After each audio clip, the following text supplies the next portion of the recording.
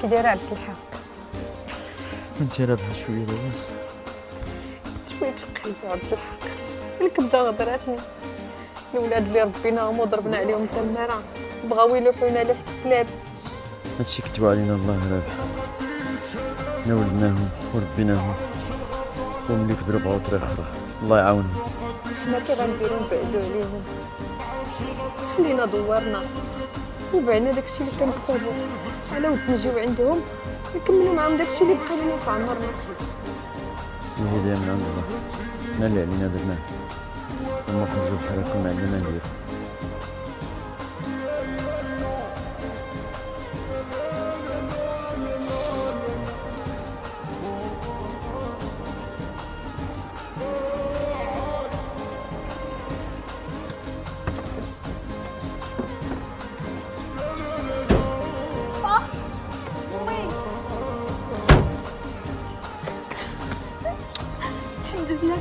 الحمد لله فاش لقيتكم مازال هنا. الله يرضي عليك يا بنتي. سمحوا لي بزاف والله ما لخاطري. الله عمتي وانت شنو درتي لينا؟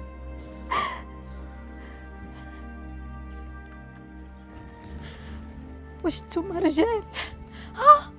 رجال اللي بغيتو تسمحوا في والديكم وبغيتو تديوهم لدار العجزه وتلوحوهم على قبل عيالاتكم يبقاو على خاطرهم. بزاف عليكم تكونوا رجال. هند عارفه شنو كتخرجي على فمك؟ ومالي كذبت واجهني وكذبني، قول لي هادشي كامل ماشي من تحت راس مرتك. وانت شنو غنسميك؟ رويجل وبزاف عليك، بعتي رجولتك ودمك على قبل الفلوس. ياك انا غامره وضلع عوجه كيف كيقولوا، واخا نعرف نهزهم بسناني ونخرج نضرب على ودهم الجفاف وما نسمحش فيهم، ولكن الحمد لله ربي رزقني بهاد ولد الناس. امي وبا غنديهم يعيشوا معايا، حتى واحد فيكم ما نشوف وجهه. تبعوا عيالاتكم راه هما اللي غيدخلوكم الجنه، والله يقطع رجول الا كانت بحالكم، والله يجعلني عاقره لا كنت غنولد بحالكم.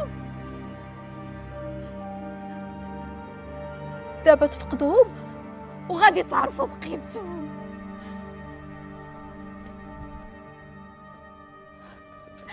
يلا با، يلا امي.